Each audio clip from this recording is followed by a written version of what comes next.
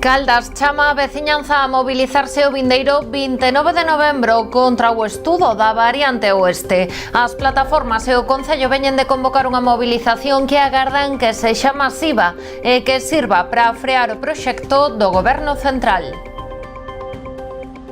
Que tal? Moi boa noite. De seguido ampliamos esta e outras informacións, antes titulares. Os veciños de Aguiño retomaron hoxe as mobilizacións pola sanidade pública. A baixa dunha das profesionais do centro de saúde fixo que os pacientes teñan que afrontar demoras de ata un mes. Pontevedra pide á Xunta que amplíe a PO 224 para mellorar a conexión entre o norte e o leste do municipio. O Concello propón esta actuación como alternativa ante a posible cancelación do proxecto da A57. A Policía Local de Pontevedra pon en marcha unha campaña especial de control dos coñecidos como vehículos de mobilidade persoal. No que vai de ano xa se rexistraron 230 denuncias contra estes VMPs. Poio estrea unha escultura en recordo das vítimas dos accidentes de tráfico. É unha arpa feita en pedra que se localiza na nova senda da PO 308 no Miradoiro da Pinela. O Lab Barbanza de Boiro acolleu a xornada Agro 360 sobre o sector agroalimentario. Nela tomaron parte destacados expertos e profesionais que abordaron cuestións que afectan un dos principais sectores produtivos galegos. Estamos nas novas do día, comezamos.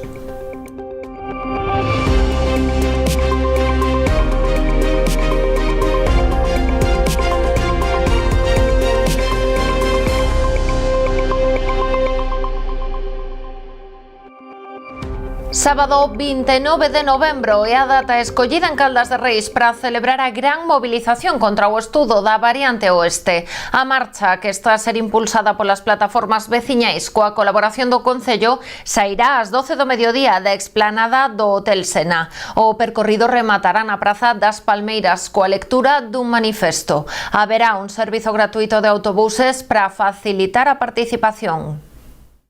A veciñanza de Caldas non dá ningún paso atrás na súa loita contra o estudo da variante oeste. A semana pasada entregaban na subdelegación do Goberno en Pontevedra unhas 4.700 alegacións. Agora fixan unha nova data no calendario, unha gran manifestación que se celebrará o vindeiro sábado 29 de novembro. Nós creemos que esta manifestación é máis ben contra unha administración que de forma fría e sin ternos en conta desde un despacho quere terminar con unha forma de vida que é a forma de vida do rural.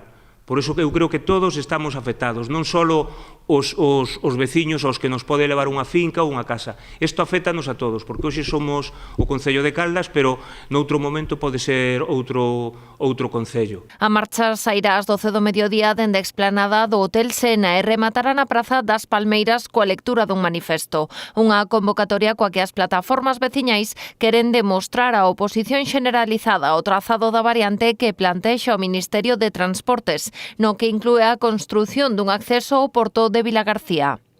Nós o único que reivindicamos é o noso dereito a poder seguir vivindo dignamente na nosa parroquia, no noso entorno, e que non veñan alguén desde un despacho que non se dignou a vir a falar con nós e a preguntarnos cales eran os daños que se nos causaban. Non estamos dispostos a deixar pasar isto. Durante a presentación da manifestación, as plataformas amosaron o seu malestar polo trato recibido por parte do enxeñeiro de carreteras que debe responder ás súas alegacións e advirten están dispostos a chegar onde sexa necesario para frear esta variante. E proba clara de que a Administración non nos ten en conta, e xa non é só que non nos teña en conta, sino que podemos decir que prácticamente nos despreza cando o propio enxeñero que firma o estudo calificounos como granos no cu. Literalmente, díxonolo na nosa cara, que éramos granos no cu. Nos entendemos por qué? Pois por defender os nosos dereitos e por ir en contra do seu estudo. Caldas non quere este estudo tal como está diseñado e que nos vamos a opoñer hasta o final, hasta as últimas consecuencias. Co obxectivo de facilitar a participación na movilización, a organización porá a disposición da veciñanza un servizo gratuito de autobuses que percorrerán todas as parroquias de Caldas. Os veciños de Aguiño retomaron hoxe as mobilizacións pola sanidade pública. A baixa dunha das profesionais do centro de saúde fixo que os pacientes teñan que afrontar demoras de ata un mes para ser atendidos por un médico. Malia que as protestas que mantiveron durante meses deron os seus froitos e conseguiron a cobertura das súas prazas médicas, os veciños de Aguiño retomaron as mobilizacións ante a baixa dunha das profesionais. Temos que volver a mobilizarnos, salir á calle outra vez a pedirlle ao señor Concelleiro de Sanidade que por favor nos escoite, porque isto xa nos parece unha burla de que nos contente un pouco e despois que nos quiten o caramelo. Iso non a poden facer, o que teñen que facer é cubrir as plazas ao 100%. Se unha doutora vai de baixa, se unha doutora vai de vacacións, que por favor cubran esas plazas, que non nos deixen as pacientes e médicos, porque somos os que en realidad estamos pagando todas as consecuencias, o non ternos un médico designado. O Sergas non procedeu á cobertura desta vacante temporal, polo que tan só unha médico en activo ten que facerse cargo dos 2 cupos. A lista de espera dos pacientes para unha cita pode demorarse ata un mes. Ahora mismo só hai un médico que está atendendo todo, entonces se ven algunha urgencia, se está a tope, temos que ir esperar ao PAC a Ribeira ás 3 da tarde. Así que usted imagínese o que nos está pasando, que é moi grave o que está pasando. Incluso as listas de espera ahora en este momento están de 3 a 4 semanas. Eso non podemos consentilo, non podemos, temos que luchar. Exixen á Consellería que escoite as súas demandas e proceda a cubrir esta baixa de longa duración para evitar que volva a cronificarse a falla de médicos nunha parroquia con moita poboación. Seguirán a mobilizarse ata volver contar cos 2 profesionais asignados. O BNG de Ribeira mostra tamén o seu apoio á veciñanza e ao persoal sanitario dos centros de saúde de Ribeira e Aguiño, que veñen denunciando dende hai varios meses a falla de profesionais médicos e a sobrecarga asistencial. Dende a Formación Nacionalista exixen á Xunta que cubra todas as baixas e vacantes de profesionais sanitarios que se produzan nos centros de saúde da localidade, ou entender que a atención primaria debe ser o primeiro chanzo do sistema sanitario, polo que ten que estar dotado dos medios humanos e materiais necesarios para ofrecer unha atención de calidade. Estamos vendo que a falta de profesionais médicos non é un caso illado no caso de Ribeira ou de Aguiño, senón que é unha problemática que se estende por todo o país e que a Xunta de Galiza, en mans do Partido Popular, pois se nega a poñerlle solución. Nós, dende Ribeira, o que lle exiximos á Consellería de Sanidade é que poña os recursos médicos e tamén profesionais sanitarios suficientes para garantir a calidade asistencial a toda a poboación. Estamos na parroquia de Aguiño, unha parroquia que ve como a súa asistencia sanitaria pois se ve deteriorada cada vez máis. Estamos falando de que para unha cita médica con un profesional sanitario neste centro médico de Aguiño hai xente que está esperando máis dun mes para a consulta do médico de cabeceira e, por tanto, iso non garante a calidade asistencial e permite que as persoas que teñen algunha doenza pois vayan deteriorándose cada vez máis. O BNG xa anunciou que volverá a registrar novas iniciativas no Parlamento a través do seu grupo parlamentario para que se dote os centros de saúde de Aguiño e de Ribeira do persoal médico suficiente que garanta esa calidade asistencial. Para os nacionalistas non se pode permitir nin normalizar que a falla de facultativos sexa a tónica habitual. O Concello de Pontevedra busca alternativas á 57. O alcalde Miguel Anxo Fernández Lores explicou hoxe que os seus temores están confirmados e que se espera que o vindeiro luns o Goberno Central rexeite executar os 2 treitos que aínda están pendentes desta infraestructura. O rexedor lamentou que Pontevedra continúe a ser a única cabeza de provincia sen circunvalación, polo que reclama que se busquen outras opcións para mellorar a conexión entre o leste e o norte do municipio. Neste contexto, Fernández Lores sinala como posible alternativa a mellora da estrada autonómica PO 224 para mellorar o seu trazado e aumentar a súa capacidade e seguridade. O alcalde xa comunicou formalmente esta demanda á conselleira de Infraestructuras, que manifestou o seu interese en estudar esta proposta. Compre lembrar que o Concello presentará no pleno do vindeiro luns unha emenda de adición ás mocións do PP e do PSOE sobre a A57, solicitando formalmente a Xunta de Galiza a mellora desta PO 224. Unha preocupación grande que teño, non? Porque esta cidade históricamente ten un déficit de infraestructuras. O que non pode Pontevedra, e desde logo o alcalde de Pontevedra, é consentir que non teñamos alternativas a esa non execución da circunvalación. Que se estude con cariño a posibilidade de mellorar o trazado, de mellorar a capacidade desa vía autonómica que obviamente é necesaria, entre outras cousas, para tráficos, mesmo tráficos locales, pero tamén para a conexión de Cernadiñas Novas co Pontillón do Castro.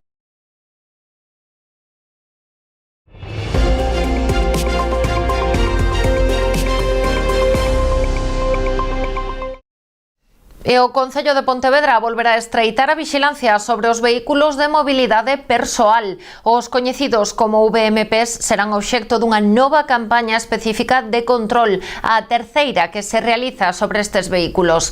Desenvolverase do luns 17 de novembro ao domingo día 23. Recordamos, unha vez máis e como resumo, que aquí as persoas teñen prioridade e os patinetes e calquera VMP son vehículos. Polo tanto, a preferencia vai a ser sempre peonil, debemos respetar os peóns e debemos respetar todas as normas de tráfico que afectan os vehículos. Sancións máis habituais e máis leves están mayoritariamente en 200 euros, pero que poden chegar a 1000 euros no caso de ir baixo as influencias das drogas, aí a sanción xa sería de 1000 euros, ou baixo as influencias do alcohol, que tamén, dependendo da tasa, pode oscilar entre 500 ou 1000 euros. A partir de xaneiro implementarase seguramente algún tipo de registro para que estén asegurados, van a ter que ter unha modificación da lei do seguro, de maneira que teñen que ter seguro obligatorio aqueles que teñan velocidades entre 6 km hora e 25 km hora e non superen os 25 kilos de peso, e 6 e 14 km, reduces a 14 km se superan os 25 kilos de peso. E a partir de xaneiro do 27, que iso temos anunciado en outras ocasións, xa todos os vehículos que poden circular teñen que ter certificado de características, con independencia de cando se comprara. Durante esta nova campaña, a vixilancia centrarase especialmente nas rúas do centro, como Michelena, Gutiérrez Mellado e Peregrina, e nas contornas dos centros escolares. Apuntan dende o Concello que nestes espazos se rexistran numerosas queixas por velocidades altas ou por carreiras entre VMPs. A Policía Local lembra que son vehículos non peóns, polo que deben respectar toda a sinalización e normas de tráfico. O límite de velocidade de 25 km por hora en todos os casos. Con todo, en zonas de convivencia como plataformas únicas ou o centro histórico, a velocidade máxima é de 10 km por hora. Ademais, teñen prohibido circular por beirarrúas e pasos de peóns e non se poden utilizar baixo os efectos do alcohol ou drogas, nin empregando dispositivos móviles. Tamén se sancionará levar menores no patinete. Ademais, a Edil Eva Vilaverde fixo fincapé na importancia de exixir un certificado coas características técnicas do vehículo no momento da compra. Recordouse tamén que a partir de xaneiro de 2026 será obrigatorio dispoñer de seguro e que estes vehículos deben estar rexistrados na Dirección Xeral de Tráfico. Aconsellase o uso de casco para menores de 16 anos e facerse visible mediante luces ou chaleco. No que vai de ano, a Policía Local de Pontevedra rexistrou 230 denuncias contra VMPs. Ata o momento estiveron implicados en 15 accidentes, dous deles na Avenida Conde Bugallal e en Raíña Vitoria con Pastor Díaz foron de tal gravidade que requiriron a elaboración de atestado xudicial por feridos. As infraccións máis detectadas son circular pola beirarrúa, dar positivo en alcohol e drogas e non cumprir cos requisitos técnicos da normativa. A Deputación de Pontevedra avanza no desbloqueo do proxecto da Vía Verde entre Arcade e Pontevedra. O vindeiro martes, o presidente provincial manterá un encontro en Madrid con responsables de Adif para tratar a desafectación dos terreos necesarios. Luis López recordou que o organismo provincial ten reservados 100.000 euros no orzamento do 2026 para iniciar a redacción do proxecto tan pronto como o administrador ferroviario libere os terreos. Acudimos a Madrid, ca total disposición de colaboración máxima nun proxecto estratégico para a provincia que lideramos desde a Diputación, convencidos de que o Adif nos vai a mostrar, tender a man para que aproveitemos esta oportunidade que Pontevedra merece e confiados en traer boas novas para esta provincia. Deputación de Pontevedra e Concello de Meaño colaborarán na humanización e mellora da seguridade viaria da rúa Campo da Feira. A actuación supón un investimento total de 454.000 euros. Deles, a Administración Provincial achega o 70%, 318.000. Os 136.300 euros restantes procederán das arcas municipais.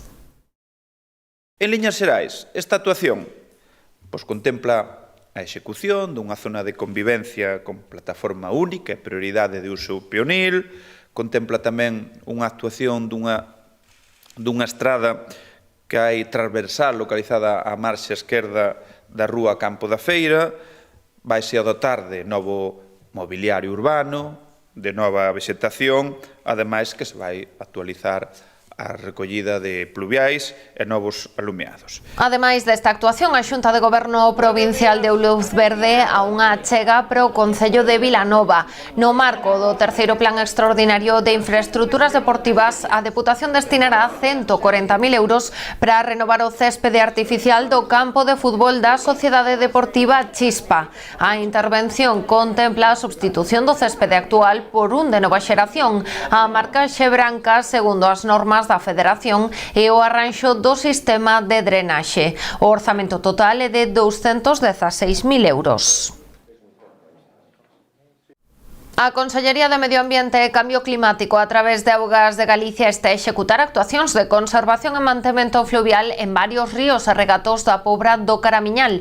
En concreto, os traballos desenvolvense nos ríos Lérez, Pedras e Xundarama, así como tamén nos regos de Romeiras e Río Morto, en un regato que atravesa a parroquia de Santa María do Xobre. Os traballos consisten basicamente na retirada de árbores caídas e biomasa presente na canle fluvial para evitar atoamentos, así como na eliminación de especies exóticas invasoras. Augas de Galicia desenvolve estas actuacións no marco do Programa de Mantemento, Conservación e Mellora do Dominio Público Hidráulico das Bacías de Galicia Costa e nas zonas de acceso e protección. Neste caso, trátase ademais do mantemento de zonas catalogadas como de alto risco potencial significativo de inundación. Tempo para publicidade, voltamos de contado.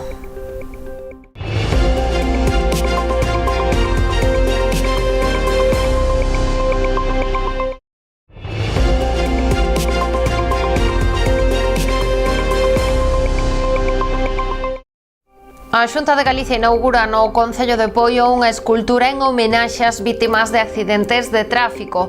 A peza, unha arpa en pedra do artista galego Hugo Santos, está situada na nova senda da PO 308. A intención é transformar o miradoiro da Pinela nun punto de referencia para honrar a todas as vítimas. Por eso estamos aquí, no para recordar con nostalgia, sino para reclamar con dignidad. Nos duele ver cómo año tras año los compromisos se pierden, mientras la violencia sigue matando y destrozando vidas cada día. Queremos decisiones valientes, queremos leyes que protejan, queremos una justicia preventiva y reeducadora. Y hoy nos unimos a las familias que viven con la pérdida o las secuelas irreparables causadas por la violencia vial. Cando falamos de siniestralidade, hai tres factores e o factor humano, o factor condutor, é o responsable do máis de o 90% dos accidentes que sufrimos nas nosas vías. As nosas espaldas temos unha estrada autonómica das que máis tránsito ten de toda Galicia, é dicir, nos últimos estudios estamos falando de máis de 20.000 vehículos que diariamente utilizan este vial e, sobre todo no verán, pois moito máis. Cada víctima de accidente de tráfico é unha traxedia familiar, é unha traxedia para os amigos, é algo que, como ben dicía Jean Picard, non se esquece, se vive de diferente modo porque hai que seguir vivindo. Esa concienciación que, ao final, moitas veces, dicía o alcalde, é certo, a responsabilidade está nas nosas mans. Esa concienciación de cero alcohol, esa concienciación de cero avisos a tráfico para tan importante que é porque non están sendo solidarios, senón todo o contrario.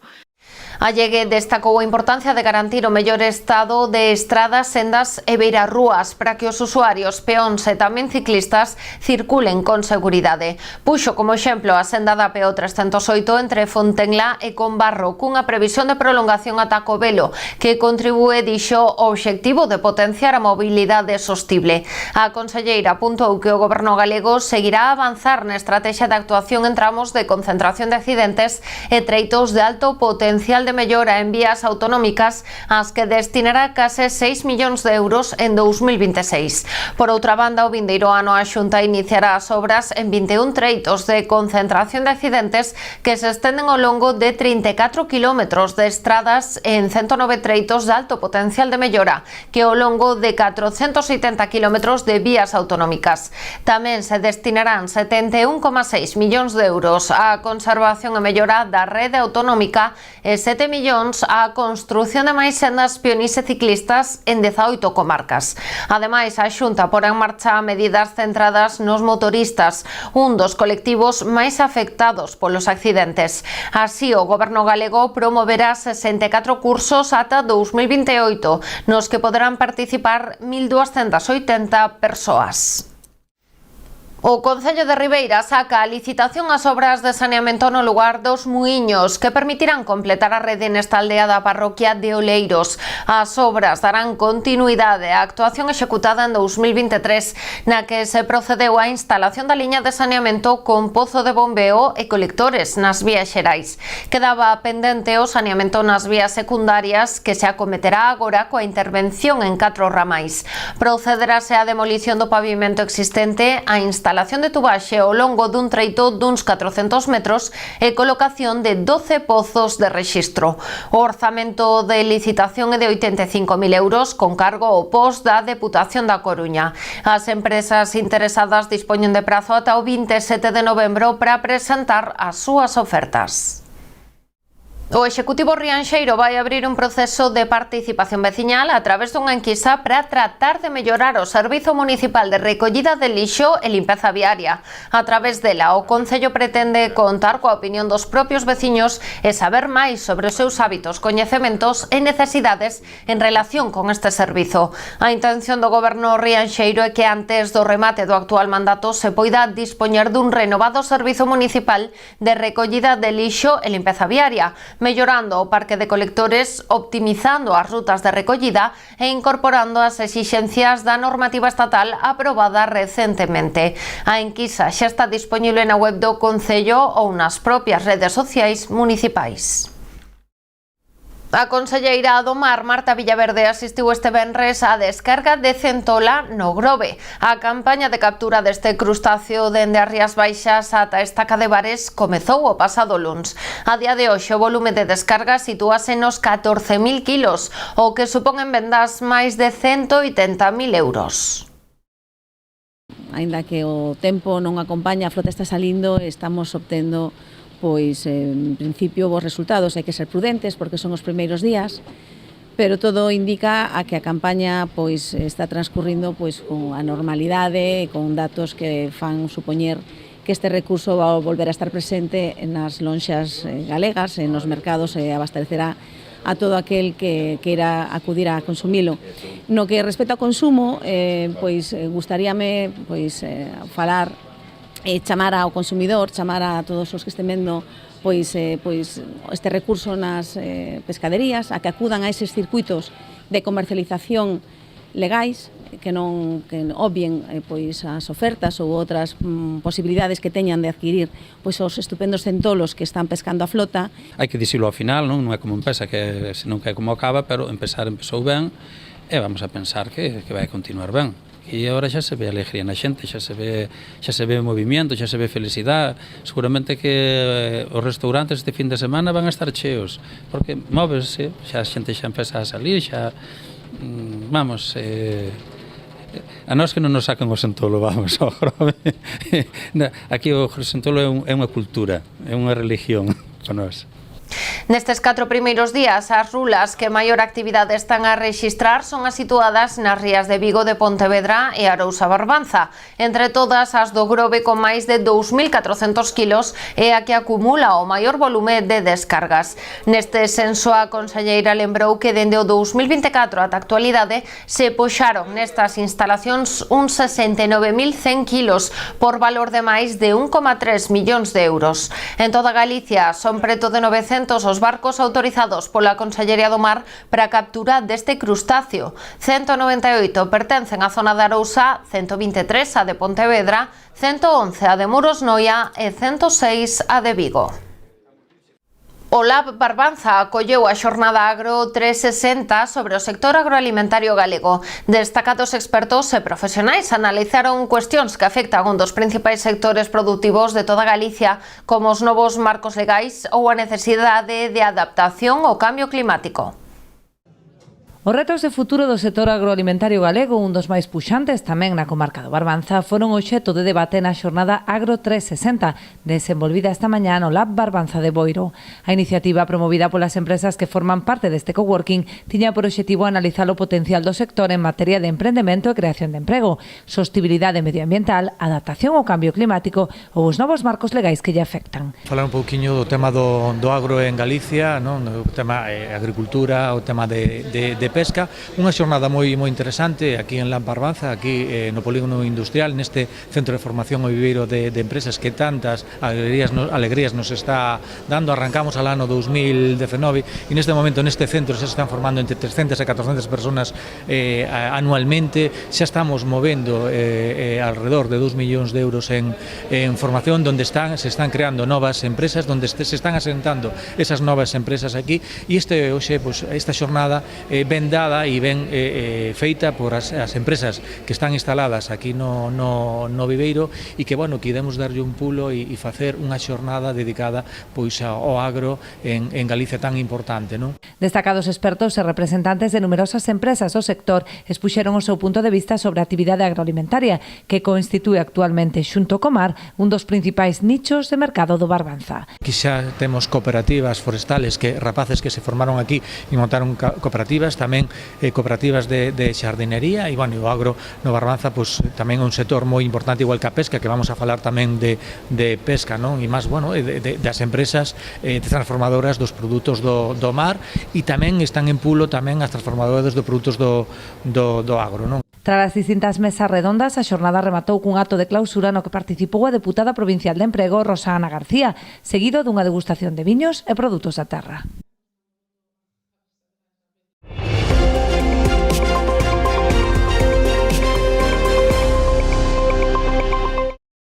A Asociación Amigos pon en marcha unha nova edición do Programa Integrado de Emprego cunha oferta de 100 prazas dirixidas a persoas desempregadas con ou sen discapacidade. A formación cunha duración dun ano estará enfocada aos sectores de comercio, atención ao cliente, logística e almacén, administración e ocio e tempo libre. As persoas interesadas en participar xa poden realizar a inscripción ata o día 19 de decembro enviando un correo ou enderezo programaintegrado@amigos.org ou nos teléfonos 672 745 058 e 672 745 052. Aínda que o compromiso de inserción do programa é do 45%, Amigos ten acadado neste ano unha taxa do 73%. Das 500 persoas que levan participado nestes programas de orientación, máis de 300 accederon xa a un posto de traballo. Concello de Fundación Manolo Moldes dan forma a unha variada programación para o que queda de ano. As actividades comezarán o vindeiro sábado 22 de novembro. Como todos os anos, a Fundación organizará unha visita ao mural da sede da UNED en Pontevedra, pintado polo artista no ano 1987. Ali, un profesor da Facultade de Belas Artes explicará os diferentes elementos da peza. Despois, os participantes realizarán un roteiro pola cidade relacionado con este mural. Outras das propostas apostas van dirixidas á rapazada. O 20 de decembro, a sede da Fundación acollera un obradoiro da man de taller abierto, mentres que o día 27 a compañía Viravolta Títeres representará a obra de Barriga Verde para reivindicar o papel dos monicreques e o mantemento da tradición. O prato forte da programación será a exposición Bicos de Cine, que acollera tamén a sede da Fundación Manolo Moldes. A mostra non se expón en Pontevedra dende o ano 1992. Inaugurarase o día 3 de decembro. A exposición que inauguraremos o día 3 de decembro, facendo coincidir co 8º cabo de ano de Manolo, que é Bicos de Cine, unha serie de dibuixos que se pintaran no ano 91 para o Festival de Cine de Carballiño, que forma parte da Filmoteca de Galicia, que se traen a Pontevedra da man de Ramón Rozas, que se van expoñer ca axuda do Concello dentro da programación dos Feroz. Vimos que estábamos de acordo en que o realmente importante, porque además creo que ese en boa medida o espírito de Moldes, en que estábamos de acordo en que había que quitar a arte da academia. Isto non pode ser que se destine única e exclusivamente a catro eruditos.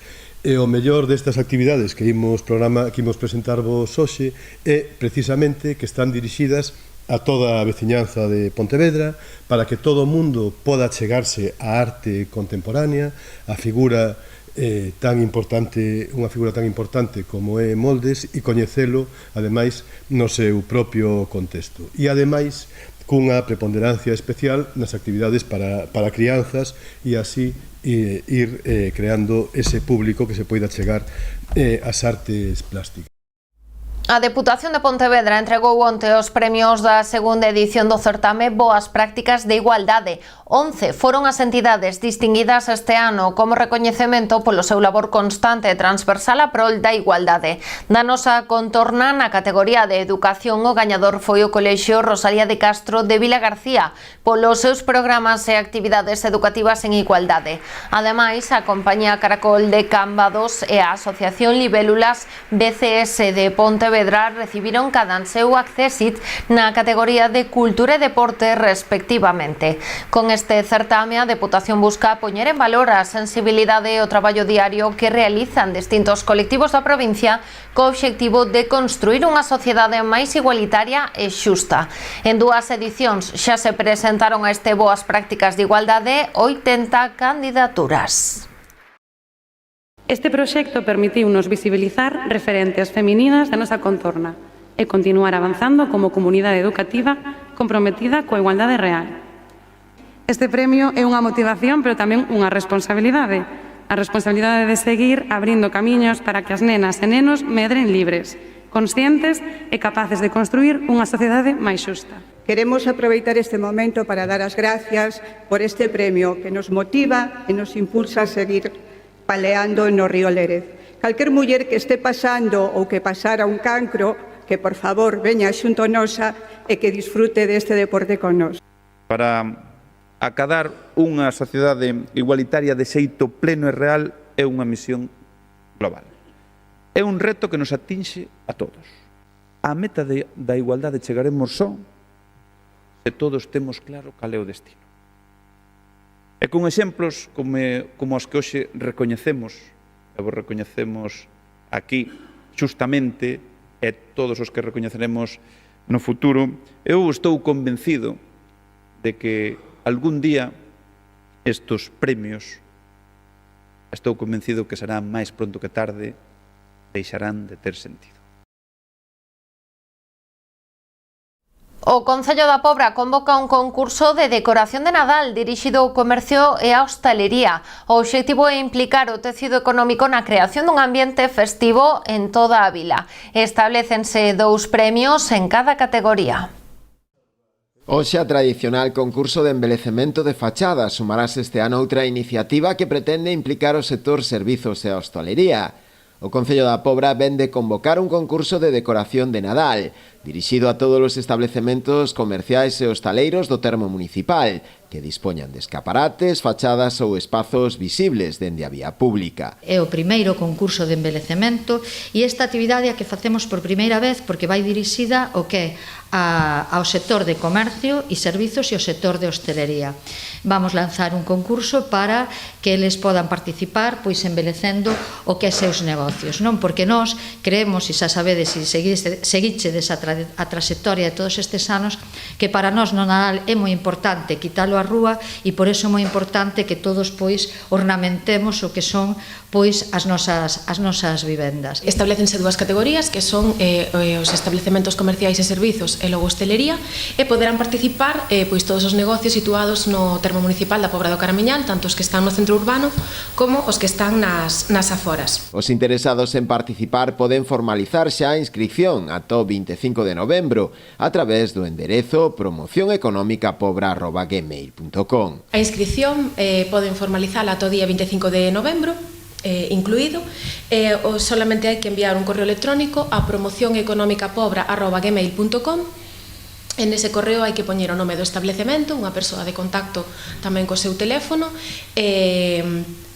a categoría na que participa, se é comercio ou hostelería, e tamén imos pedir o epígrafe do IAE, que é algo que tamén reflexamos nas bases para pois os negocios que están incluídos neste certame. A decoración deberá estar visible entre o 29 de novembro e o 6 de xaneiro. Un xurado experto será o encargado de valorar as distintas propostas, tendo en conta criterios como a orixinalidade, a estética e a armonía do conxunto. Entregaránse 2 premios por categoría de 1.000 euros para o primeiro clasificado e 500 para o segundo. Ata aquí chegou o noso repaso da actualidade. As novas do día volve o luns con máis información. Que pasen unha feliz fin de semana.